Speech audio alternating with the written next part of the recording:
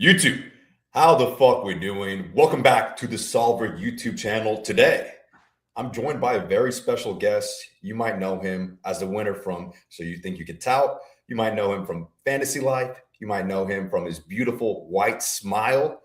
Cups, man, how are we doing? I'm good, Dave. I'm good, man. Thank you so much for having me on and the beautiful introduction. I'm stoked to be here. And yeah, I'm really excited to talk to you, man. Yeah, I appreciate you coming on this early Saturday morning. Today, I'm going to be talking to Cups a little bit, get to know him a little bit more, and then we're going to rip a BBM, split $2 million. It's going to be quite the day. But yeah, man, first off, let me know, where are you at in the world right now? I'm in Sacramento. I'm based in Sacramento, originally from like East Bay, like an hour outside of San Francisco. So yeah, kind of been all around California my life. Like for college, I went to Central California to San Luis Obispo, and then lived in San Diego for a couple of years down south. So moved up to Sac and settled down here last year, and a little cheaper, a little more affordable living in California. Like there's parts that are obviously way more expensive, but yeah, we love Sacramento. It's close to Lake Tahoe. Nice area up here. But yeah, man, what about you? Where are you from?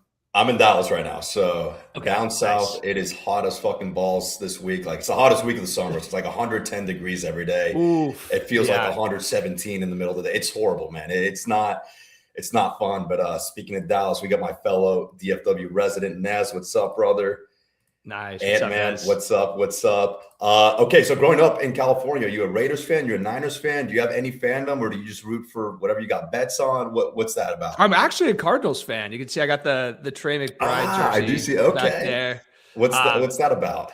It's honestly, so yeah, a little backstory into like my football history. I did not get into football until 2019. Like I was allergic to football. I was like a diehard like baseball fan. I played baseball my whole life, and like I just never got into football. And then Kyler Murray got drafted by the Cardinals and also by the Athletics, and I'm a Yankees fan at heart, but like my second team is definitely the A's, just from growing up, going to the Coliseum, going to the A's games with my family all the time. And then Kyler got drafted by the A's. I'm like, holy shit, like this guy does both sports. Like I want to watch him play football when he decided to go that route. And basically ever since Kyler got into the league, I've just been like, I played my first year of fantasy football in 2019. Okay. And immediately got hooked. So Yeah. that's my fandom history, is watching the Kyler experience with the Cardinals.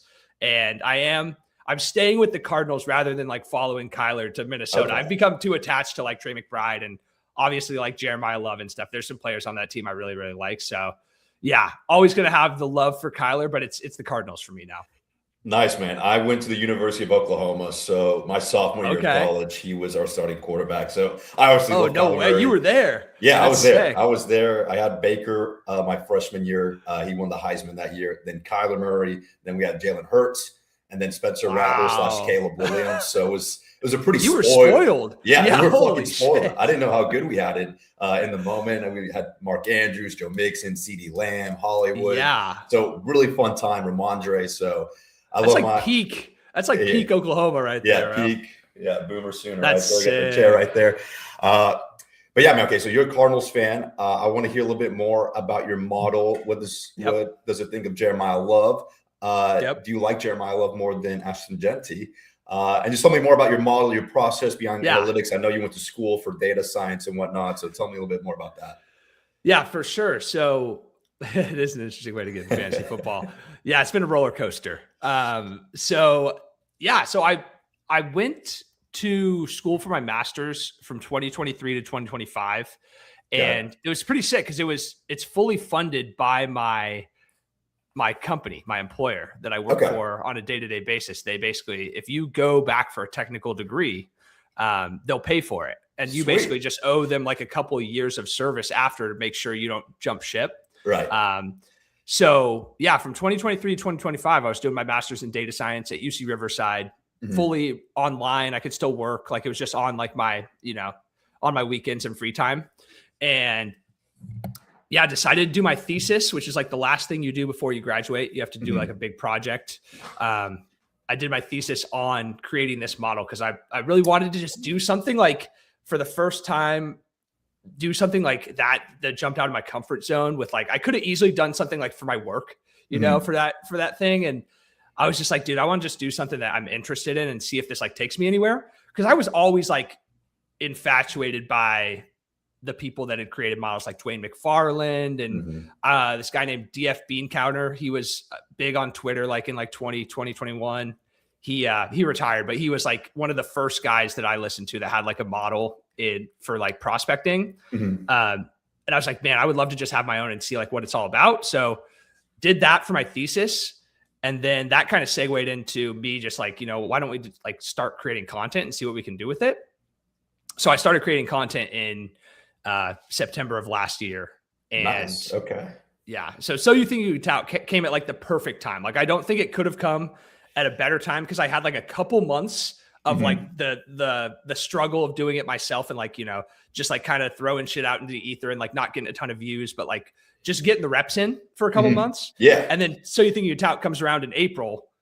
And I just feel like I feel more prepared for it. I'm comfortable in front of the camera. So I think it came like at the perfect time for me. I was super, super lucky to kind of get in when I got in, I feel like. Nice, man. I'm going to ask you a little bit more about that right now, but we're going to go ahead and jump into a BBM. If you're one of the 7 people watching, hop on. We got 8 people to fill. Okay, so it comes out in April. Immediately where you're like, all right, I'm just going to grind the fuck out of this. I'm going to do my best to win it. Where you kind of just like, we'll just submit it and see like what happens. What was your mentality going into it? And how was the overall experience? Yeah, so it was... I definitely like saw it and immediately was like, no, I have to do this. Cause I've been watching Pete and, you know, Ship Chasing and his whole cast of shows for years. And I was like, yeah, this is just like perfect timing. Submitted like my application, I think within like 3 hours of his video dropping. So I was like one of the first like 2 or 3 people to submit. I had no clue if I was going to win or anything. I didn't really know like what the competition was going to look like and like who was going to be there. But I mean, yeah, it all worked out. It was a crazy 4 months of just like stress and not really knowing what was coming like over the next week. Cause we would never know like what the next week's like challenge was going to be until like a day before it was announced. Or it was like, we were told, hey, we have to get on a call like 12 hours before we have to get on a call. And it's like, you know, you have no clue what's coming. So that was one of the more interesting parts about the challenge. It was definitely it was a stressful time for sure. Nice, man. And I saw you're in Europe for some of the competition. Were you in Nice? You're in South of France and Cannes. Where exactly were you? Yep. All those places. We flew into Paris and then we went to like pretty much just immediately went down to the southern French Riviera. Like Nice, Cannes, Antibes. What else? There's so many, like 5 or 6 different like towns. We were kind of like hopping from each one, like on like a hiking trip. I saw that you said you got to check out the Calanques National Park. Have you been there? Yeah, man. I fucking love traveling. So kind of how I set up my life is, you know, I'm grinding during the NFL season. And then like, I try to take like 2, 3, 4 months over the off season to kind of just like backpack around. So nice. I went all around Europe 2 summers ago. And I love the south of France is beautiful, man. Nice. I didn't get to go to Cannes, but Monaco, that whole area. So it is very beautiful. So you're south of France with your girlfriend, your wife, with my wife and my mom. It was actually kind of like a celebration trip for finishing my master's like a year late because we just got it on the books and like, we were looking forward to that one for like 2 years. It was kind of funny that of course it lands in the middle of So You Think You Can Tout. Right. But yeah, I love getting out. I love backpacking. We went to the Dolomites in Italy, like in 2023, did like a 2-week backpacking trip. That was super fun. Big fan of traveling as well. Nice, man. I love Nice. It's just such a beautiful part of France. Like I'm honestly not a huge fan of the country outside the South. Yeah. 100%. Just like, I mean, I don't know. I'm just not the biggest fan out of all the countries I've been to. I've been quite a bit around the world, and it's not at least the northern. I agree 100%. I'm not. France is not my top, but the South is special. It's beautiful, sure. Yeah. So we're at the 12th hole on this Best Ball Mania. We have a little bit weird board here. We have James Cook going 4th overall. God damn, your boy Ashton Genty going 9th. I was really hoping to snag him in this draft. A little bit of a weird draft, but it's all we're gonna get something. Yeah, wait. How cool would a CD Jefferson turn be? If I mean, that happens, but I've never started like that. Drum roll, please. Come on, PH Smith. Let's take Kenneth Walker. Let's take Saquon Barkley. Yeah. Don't auto this. Okay, so Darian Lamb goes. I'm perfectly fine with JJ. Unless you want to go super heavy running back. What is your definitely here? JJ for one. And then this range, like it's all the same to me, man. Like I've had such a hard time. Where do you have Chase Brown? 17. I would probably go. Let's go Chase Brown. I've done so many turns like JJ Barkley, and I never leave it feeling super stoked. So let's just try switching it up. Obviously, would have loved to get Genty there. Right. I've seen Genty falling over the past week or so with the Mike Washington breakaway runs. Right. People getting out over their skis and letting Genty fall to the 202 sometimes. It's insane. Right. I was going to ask you, are you feeling a little bit more bearish on Genty? Are you just so over your skis on him? You're just not worried about Mike Washington at all? Hell no, man. I'm not worried about Mike Washington. Ashton Genty, you mentioned earlier, how do I feel about Jeremiah Love versus Ashton Genty? Jeremiah Love's solid. He comes out, I think, is probably the 9th or 8th highest graded prospect in my running back model since 2014. So he's in that blue chip tier, with all these guys. But Genty is the one. He's the one above everybody. Yeah, he's the 101 over Saquon, over CMC, over Saquon, over all these guys. And my model does heavily it heavily weights program strength. So you'd think that Genty would kind of get cooked a little bit for playing at Boise, but he even with the program strength dampener on the model, he still comes out as the one. His production was that insane as a prospect at Boise. So yeah, I'm not worried. I'm very excited to see what he can do in year 2. I'm hyped, man. I honestly don't have too much. Let me see how much I have in between the two sites. If you are tuning in for the first time, I'm on Best Ball Explorer. It is free for anyone to use. Yeah, 7%. I'd probably like to get that up just a little bit more. I don't know. I understand he's such an amazing player, right? And all the intangibles. Wow, DeAndre Swift at 25. Okay. That's insane. Oh my God. Just a little bit worried about the situation in Las Vegas. Obviously, they get the O-line upgrade. They get a new head coach. It's a little bit more bullish looking for, but still projected to be bottom 5 in scoring throughout the NFL. But that might not matter if he catches 70, 80, 90 passes. So, right. That's the kind of upside that I'm looking for. I think the pass catching is really what gets discounted with Ashton Genty. People don't realize that he's not just your everyday run of the mill, just bruiser back. I think people just have his last season at Boise kind of in their heads, and even look at last year, 55 catches. Granted, a lot of them were, not super high value targets, but if you look at I love looking back at his sophomore season at Boise because he had 100th percentile metrics in the receiving game across all running backs. So he has the ability to be I think he even has a better receiving profile than a guy like Jahmyr Gibbs in college, which is crazy to say. I think they're very similar, and we don't treat Ashton Genty like he has that receiving profile. Okay, I'll ask you. You have one draft for your entire season. It's $100,000 buy-in. Where are you taking Ashton Genty? Are you taking him first overall? No, I'm probably taking him 3. I've talked, because I think when you win with Ashton Genty, you're winning a guy that's RB1 overall, and I think Bijan and Gibbs have as good of a bet for that. So I don't think I'm taking him over either of those guys, but I'd take him over Chase and Puka. I'd put him at 3. Nice, man. Okay, we're about to be back on the clock here. 3-4 turn.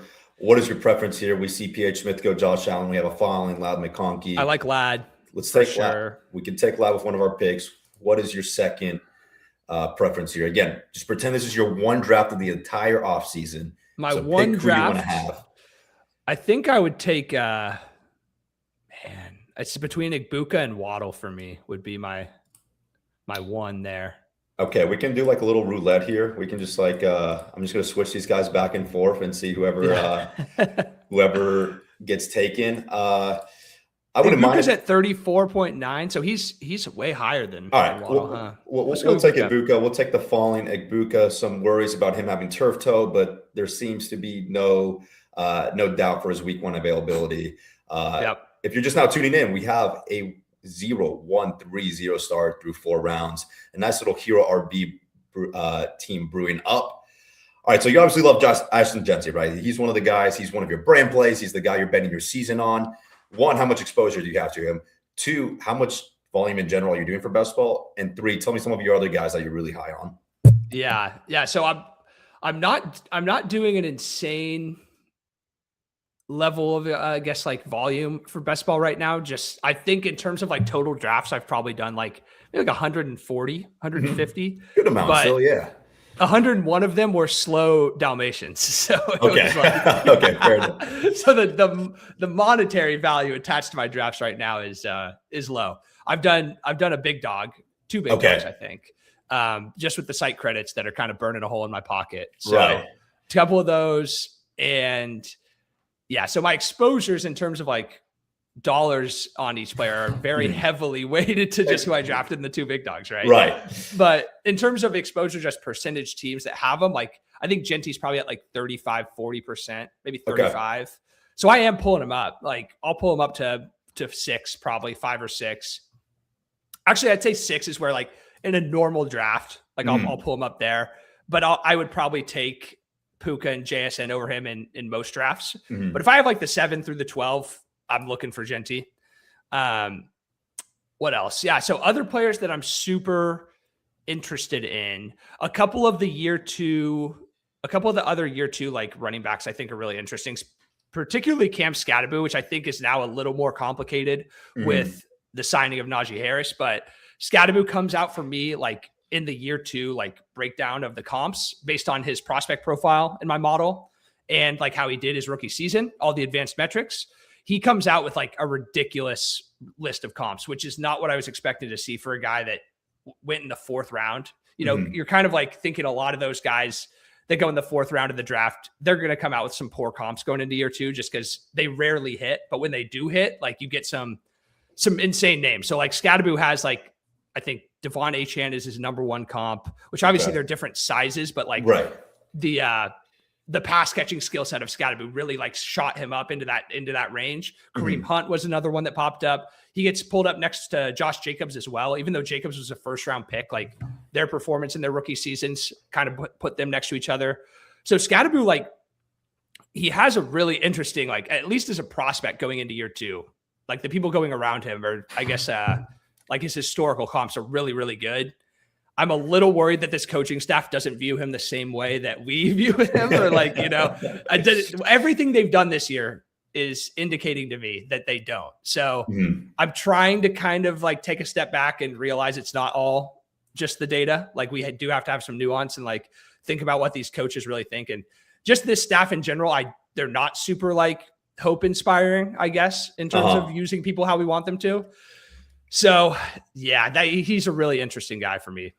Yeah, I'll ask you a little bit more about that here after our 2 picks. We see the falling Devontae Adams go to the 10 hole. It'll be up in 1 pick. It's a little weird part of the draft. It's a little ugly, but we can make it work. What is some of your preferences at this point of the draft? Oh, man, I mean, there goes Christian Watson. That's super unfortunate. I think Jadarian Price is a solid RB2 here. Perfect. I'm not a huge fan of the profile. Obviously, the profile is low-key non-existent, like in terms of his production. Receiving. Yeah. Just in general. I mean, like he has like the explosive playability. That's kind of like everything. But in terms of like the raw numbers, like it's just there's nothing there. All right, we can take a falling Lamar. I was going to say I think a falling Lamar is where I'd go here. We have the Chase Brown bring back in week 17. Good call there. We'll go Lamar. Before I ask you about Jacoby Lane and how he edges out in your profile and your prospect model, you said you had some really high end comps for Cam Scatterbu. You said as far as Achane, what are some of those 4-1s and some of like those 50% median outcomes for him? For Scatterbu. Scatterbu in year 2. Ooh, that's a good question. I will have to pull up the numbers to see exactly. I know his median outcome in points per game. Because what I do is I generate 20 comps of the closest like names. And then I take those 20 comps. I say, okay, what did these 20 comps do in year 2? specifically. And then I create like a 5-number summary. So I have like a 25th percentile, a median, 75th percentile, and then like the tails. His median was like, I think like 15.2 points per game. So pretty solid. Like, there's some really, really good comps in there. It's not just like 3 or 4 like really good guys. The whole list is pretty solid. So I was very intrigued by that. But again, it's just I'm really concerned about the environment now. I pushed him down a little bit. I previously had him, I think, like late 30s, ahead of Javonte, ahead of Josh Jacobs, ahead of all these guys. But I think I'd probably now have him behind Jacobs, who's just more guaranteed like a workload if he's not getting suspended. But I don't know. I think the upside with Scadaboo is still so high if things break right for him. Yeah, man. Are you not too concerned about the injury? I know the fibula fracture, whatever he had, is pretty brutal, especially on running backs. Yeah. Are you not too worried about that? I mean, he might just have so many high value touches. It might not really matter. I think for the injury, I don't trust my own diagnosis of injuries whatsoever. Right. So I'm kind of just deferring to what I hear from like the fantasy doctors, and Jeff Mueller on Twitter is one of the guys that I follow and like put a lot of stake into what he thinks about these guys' injuries. So I know that he has been all aboard. Like Scadaboo's going to be fine. Like this injury's not going to like hamper him, I guess. And like he was fine. Like, I guess he was contributing in preseason training camp and stuff. And Mueller was all over it. He's like, yeah, you need to be drafting Cam Scadaboo if there's any discount given injury right now. So that's just kind of my take on the injury, is just completely just deferring to the doctors, because I don't know what I'm talking about there. Right. No one does. Maybe not even the doctors, you could say. Right. All right. So we have Lamar Jackson. We have him naked. Obviously, Jacoby Lane is the stud of camp. He's getting a ton of hype. His ADP is, Jesus Christ, man, 161. Tell me a little bit about Lane. Do you have him modeled out in your stuff? Okay, so let me hear more about him. I'm very intrigued. Dude, Lane's fine, man. Lane's fine. I think we're getting a little out of over our skis here. I think Lane and Rashad Bateman play very similar roles, at least the Bateman role that he's had over the past couple of years. I know that there's been some rumblings about them moving Bateman around in like the formation a lot more this year. Like he's playing more than just the outside wide receiver. Obviously, I mean, this is just completely outside of the fact that Bateman might not even be playing like in week 1. Now that we saw, like, did you see the news that broke yesterday about some domestic violence or and like with a baby, in the car, like not good. Not a good look. I will say that was on June 3rd. So maybe if it was, significant enough or as serious as we would expect it to be, maybe the story would have broken already, or he would have been suspended by now. We're about to be on the clock here. Talk a little bit more about Jacoby Lane in a second. We have Herbert stacked up with Vlad McConkey. By ADP, we have Mekhi Lemon, Cortland Sutton, Josh Downs. We can close it up at quarterback if you want to do that. If not, absolutely. Yeah, we can just Herbert's here. Easy smash. 2 quarterbacks, be done with it. Dak Prescott goes off the board. Nice. My boy. Easy. Don't have to think too much about that one. We'll grab Herbert on the other side of things. What are we thinking? Obviously, Mekhi Lemon's been falling quite a bit. Want to hear more of your thoughts about him in a second. Interesting. I like Lemon or Downs. I think like one draft for my life, it would probably be Downs. Okay, we'll go Downs. I'm not as concerned about the Keenan signing as most people are. Sorry if you're listening, Nez. His second half of the season production wasn't as strong as you would think, given the hype going around him.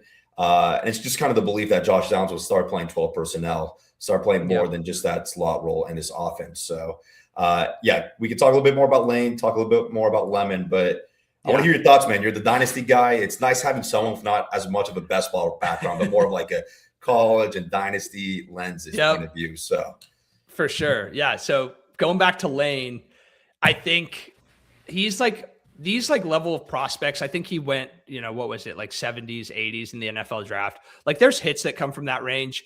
His prospect profile isn't one that like sticks out to me as like someone that he obviously wasn't like an elite producer at USC. Mm-hmm. The raw metrics weren't great. The advanced metrics of like his per route efficiency wasn't great. So I don't know. I think with Lane, like Dee says in chat, it's like I'm more interested in Lane with potentially Bateman being out. Obviously, who knows now? Like you said, that was in June. Like, I don't even know what that situation is all about. Like, but there's no way. Like, it sounds like kind of similar to like what happened to James Pierce. Like, I feel like there's no way Bateman just doesn't have anything happen from this.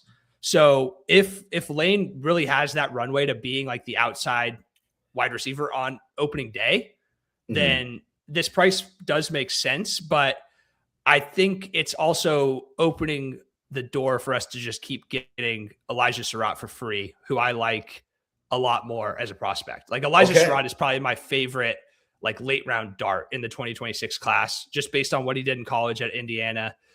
Like his per route metrics were absolutely unbelievable. He comes out as the second highest graded prospect in this class in production for me.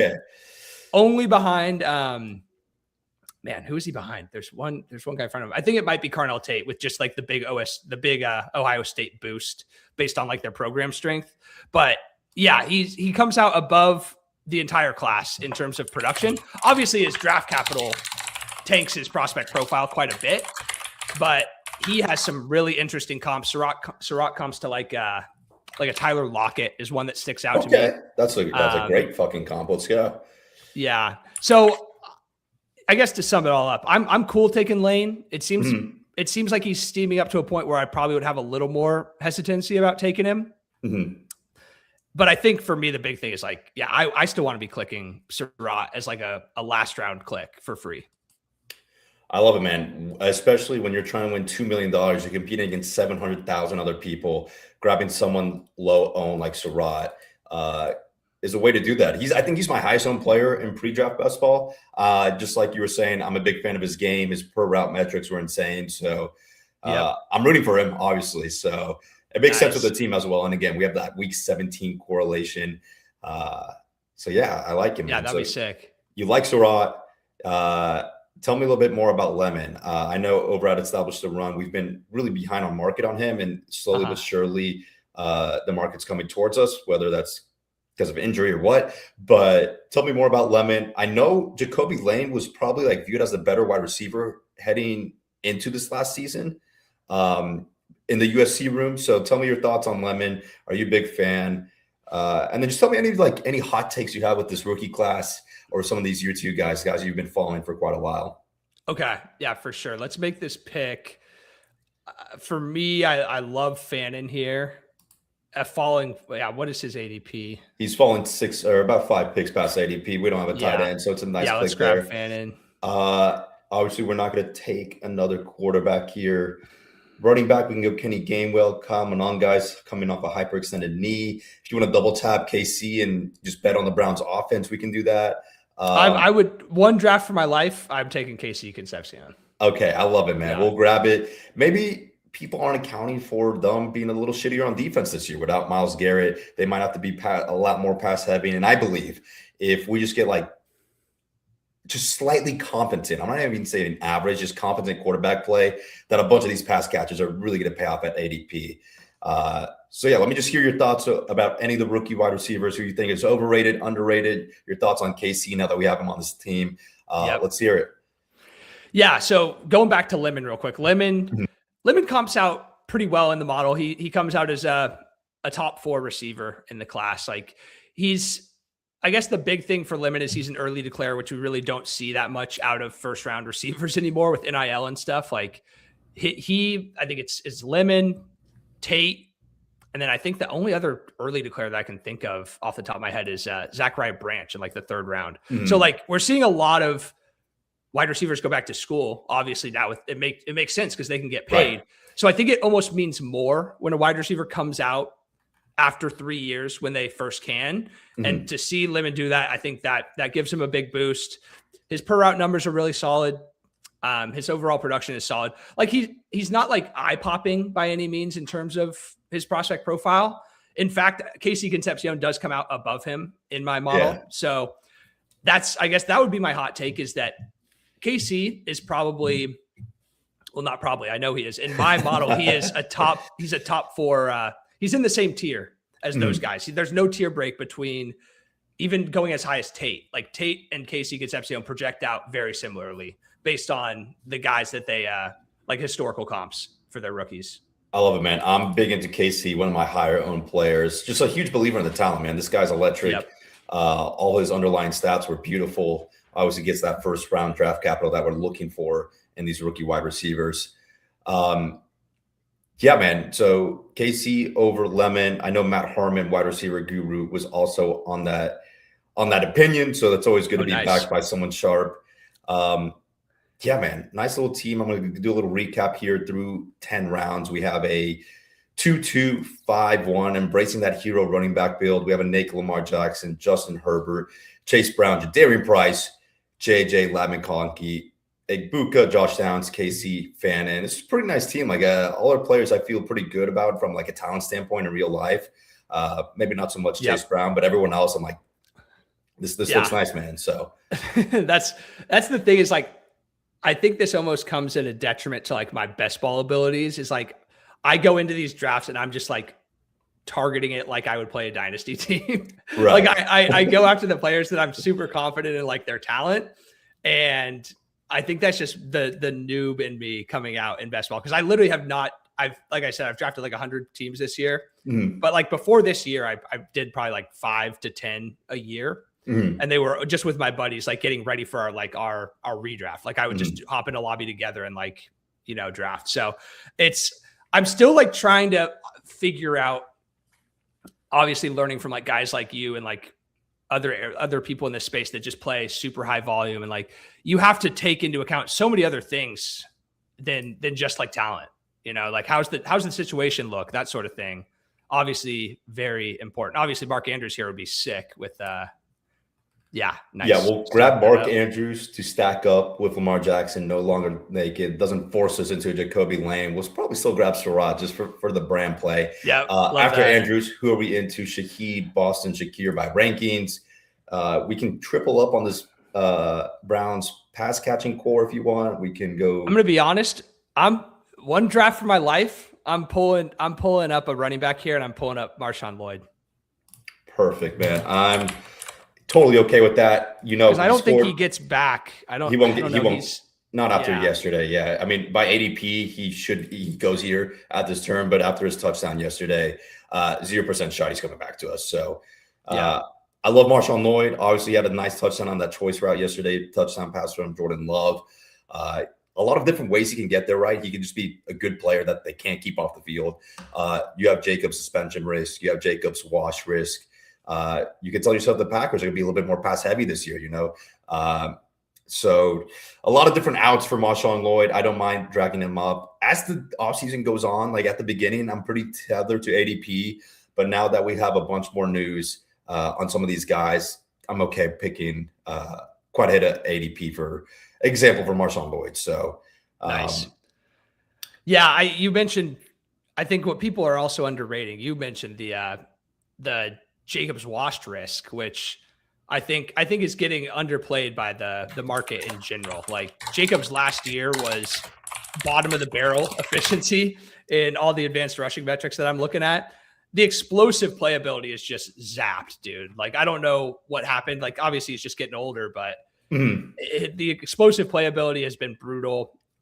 Just watching the games definitely checks out with that as well. Like, you never felt like Jacobs was gonna like have a big play. Like, he was just kind of like 5 yards in a cloud of dust and fall into the end zone a couple times, like, which will score you a lot of fantasy points, obviously. But I think this year, if Lloyd is that guy and he's healthy, like, I'm almost treating Lloyd like he's a rookie because we haven't seen him have a chance at the NFL level to show how good he is due to all these injuries. And I think if he comes out and just shows that he can provide a little more of that explosiveness, I think we might be discounting Lloyd as just having standalone value with everything breaking Jacobs' way and the legal stuff and everything there. But also, like, Jacobs going in the third or fourth could age really poorly, Yeah, man. I was pretty into Jacobs just in the sense that I wasn't too scared about his suspension risk, and he was a 2-3 turn guy. So I was like, oh, I can get him at the 4-5 turn. I'll go ahead and scoop him up. But I'm slowly getting a lot more bearish on that. If you go ahead and look at his game log, his best games of the season last year were against some of the worst defenses in general in the NFL. He has Dallas, where he was the RB2 on the week. He has Cincinnati, RB4 on the week. Panthers, RB4 on the week.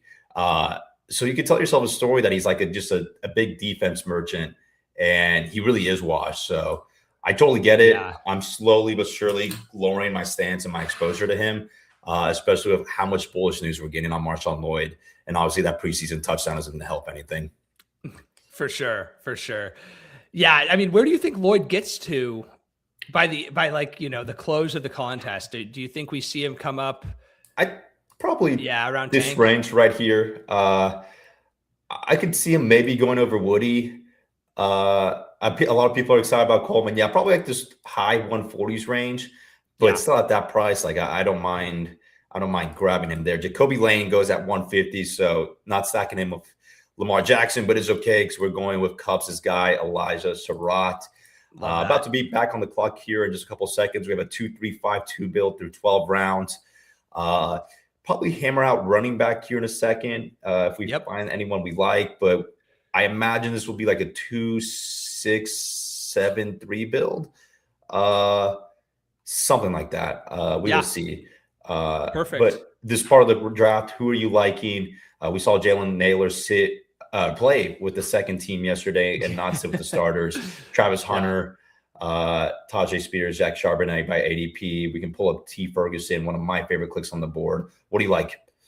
Would love Tajay to get another running back here. Okay. What does your model think of Trey Harris? We do have the stacking option with Justin Herbert. Yeah. It doesn't love Trey Harris. Okay. I want this to be your guys. So okay. What are we looking at for wide receiver? How many do we have? We have 5. So we'll probably we're gonna get to 7. Yeah, probably 7 if I had to guess. Let's pull up T Ferg. I think T Ferg is a fun third tight end here. Nice, man. I like the upside and floor we have at this room. Obviously, Terrence Ferguson having an 18 ADOT last year, which, small sample size, 25 targets probably is not sustainable year over year. Yeah.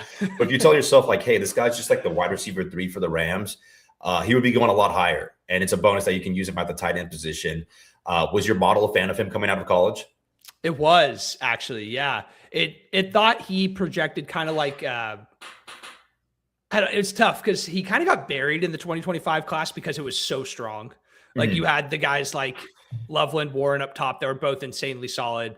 Fannin, my model just absolutely lost its mind over because of that production at Bowling Green. And Ferguson came in below those 3. So like Fannin jumped him in the draft. I think Ferguson was drafted higher, but Fannin jumped over Ferguson and the other guys like Taylor and Arroyo. But T Ferg was the highest of the other group. So it was like those 3 at the top, and then Ferguson, and then Mason Taylor, Elijah Arroyo, whoever else went in that class. So Ferguson going into year 2 as well, like you mentioned, that ADOT, obviously small sample size, but just truly gives us some. I mean, I'm chomping at the bit if we can get that. Anything near that in 2026. Even like 14 or anything. Yeah. And I mean, we could even get it down to like 10. Like if he's at 10 ADOT, that's fine. Like, I think it just goes to show that like they were interested in getting him down the field, which is so valuable, especially on the Rams. Like maybe the most valuable team in the NFL to be getting down the field that far. So yeah, for T Ferg, one guy that comes out as just like eye popping in his year 2 comps is Trey McBride. They had pretty similar prospect profiles. Ooh, baby. Baby. That kind of goes to show the kind of prospect T Ferg was like, he was a really good prospect, but he wasn't one that like he was going to hit immediately. Like he could, but also we've been spoiled by these guys hitting immediately. And recently, like, I mean, you think a couple of years ago, tight ends, they would do nothing year 1 and people wouldn't bat an eye. So I don't think we should be completely burying T Ferg for not producing year 1, especially when his advanced metrics look so good. I agree, man. Huge T Ferg stand. We have a nice question here in the chat. What does your model think of Savion Williams? We know Packers historically have been a team that rotates wide receiver heavy. Obviously, they lose Romeo Doubs and Dontavian Wicks. So do you like him at all. Obviously, I think his profile is kind of like Mickey Mouse production, a lot of schemed up touches. But let me hear your thoughts on Savion Williams here after this pick in a second. Okay. By ADP, we have Flournoy, AD Mitchell. I like both those guys a fair amount. By rank, the same thing as well. We could pull up some handcuffs at running back if we like. Tell me what you like at this point in the draft. Yeah, definitely. Let's pull up a running back. Do you have any big lean here? I mean, Brian Robinson, probably the most value if Bijan were to go down. What do you think about him versus like a Jaden Blue? Yeah, let's go B-Rob to start off. I think getting that type of profile on this team is pretty nice. You know, we have the rookie, we have some standalone value with some upside, we have our workhorse. So let's go B-Rob as a handcuff.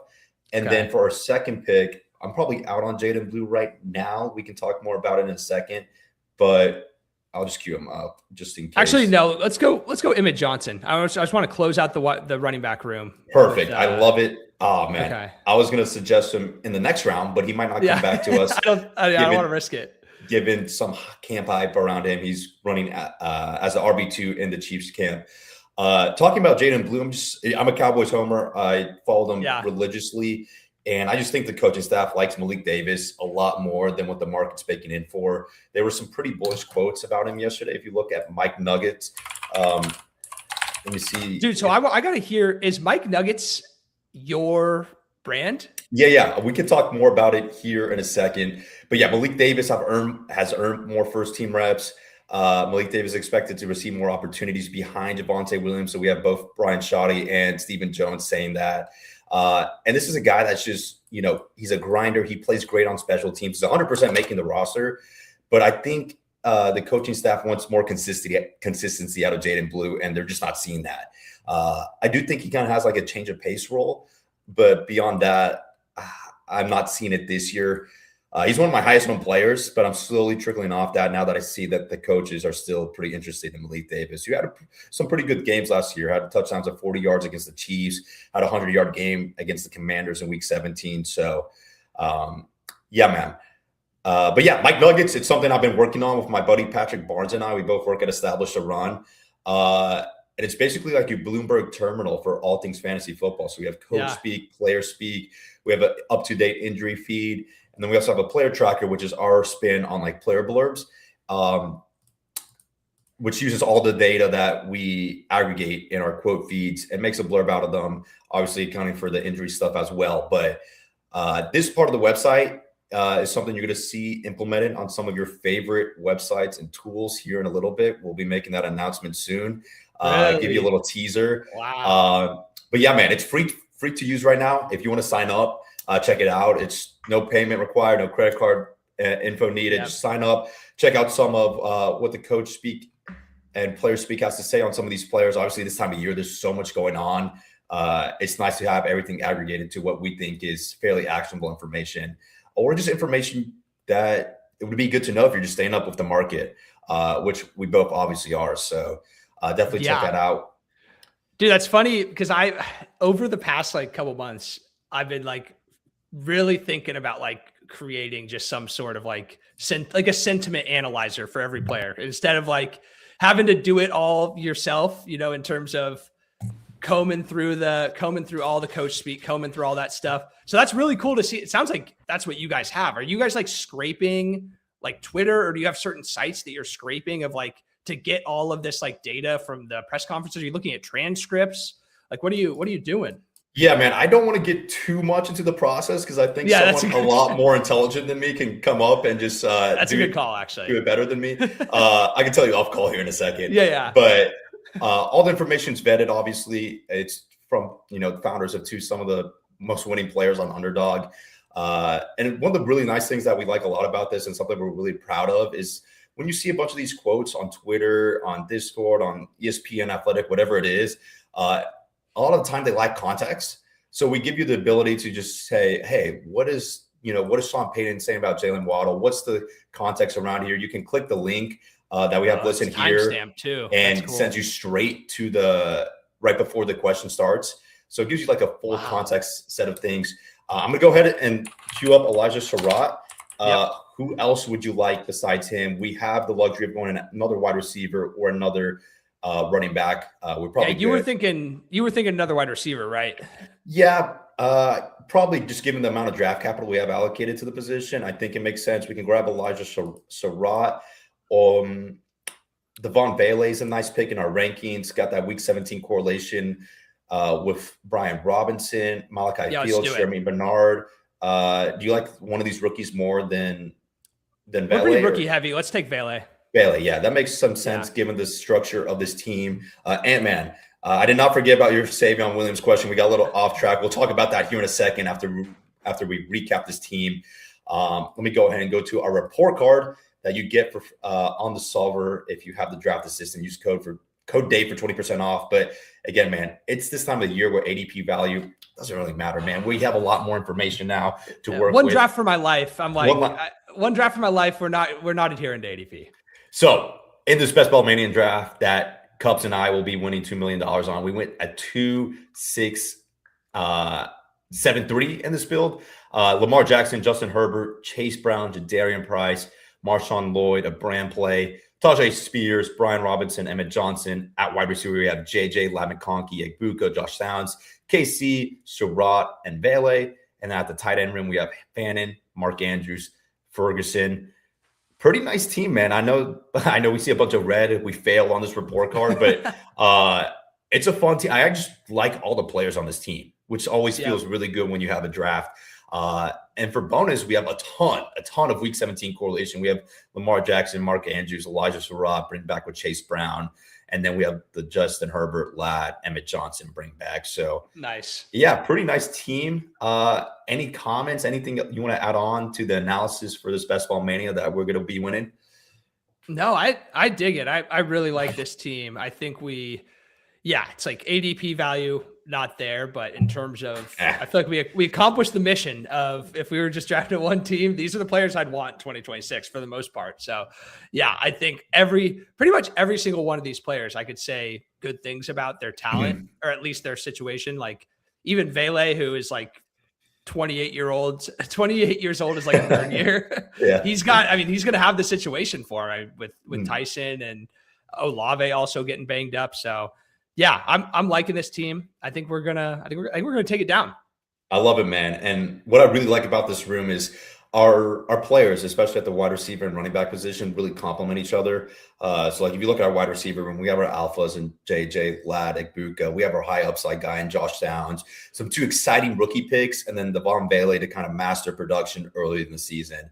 And then same idea with the running backs. So yep, literally my two favorite rookie wide receivers, I think, in the whole class. If I had to just like pick my guys, those would be my two guys. So perfect, man. Let me go ahead and name this team, and then while I'm doing this, you can go ahead and let Ant-Man know about your Savion Williams takes if you have anything to say.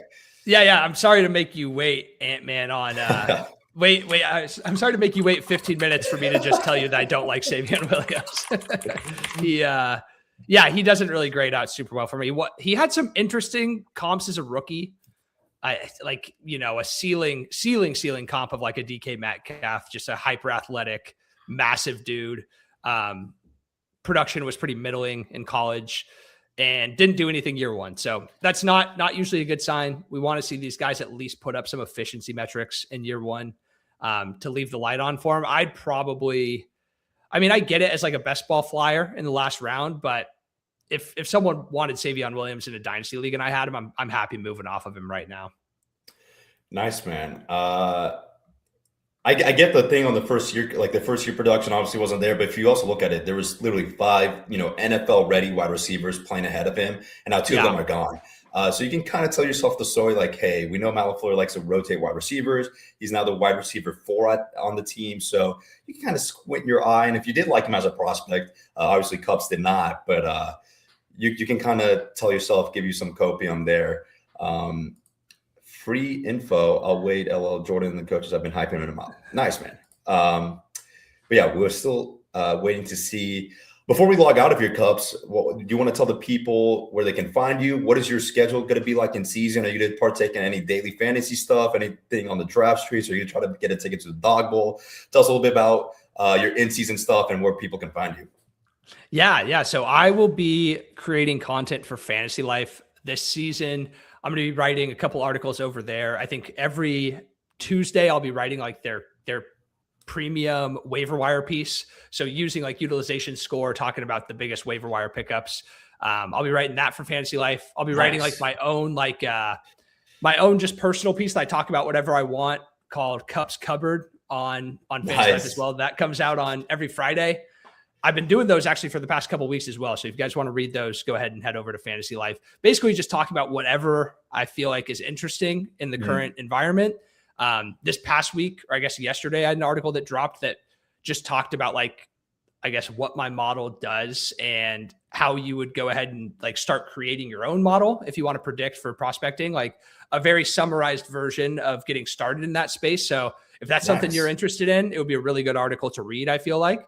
And yeah, I'm still gonna be doing content on my personal YouTube all season as well at Cups Analytics. Go ahead and subscribe over there. That's going to be all my personal content throughout the season. So yeah, a lot of stuff going to be coming down the pipeline. It's going to be a very, very busy season, but I'm super excited. I'm excited to check all of it out. Are you still at your full-time, like your day job? Yeah. Okay. So it's gonna be real busy there. It's busy. It's going to be like 70 to 80 hours a week, probably, of everything all in. So I just felt like after So You Think You Could Tout, with these opportunities that came up for me, I'm like, I have to just like go balls to the wall this season and like strike while the iron's hot. Like, it's obviously you lose the momentum, it's like if I took it easy this season, I'd look back and be like, damn, like what could have been that first season after So You Think You Could Tout, you know? So I know that this is not like sustainable. It's not gonna be what I do forever. In terms of like having all the jobs at once. So we'll reevaluate next season. Nice, man. Again, you can check out Cups in the description below. I linked his Twitter and YouTube down there. You can find him over at Fantasy Life. Congrats on getting hired there, by the way. That's fucking big time. That's amazing, man. As far as my content goes tomorrow, we'll be back on stream. I'm not sure if I'll have a guest or not. If not, I'll be ripping slow draft heaven, where I use a Solver Draft Assistant to go through my 600 something slow drafts and talk through some of those picks and some of the settings we have on a draft assistant. If you want to check out Mike Nuggets, it is free till Monday. After Monday, everything will get paywall, be $10 a month or $100 for the entire season. And some of the nice nuggets we have from there will also be getting posted on our Twitter feed, Mike Nuggets NFL. Cubs, anything you want to say before we log out of here? I think that's it. Thank you so much for having me, man. This was a blast. I think we're going to take down BBM7. It's going to be fun. Maybe we'll go on a little joint trip with the winnings. Perfect, man. Go do some hiking. Yeah, I love it, man. I appreciate you coming on, and I'll catch everyone out soon. Peace, guys.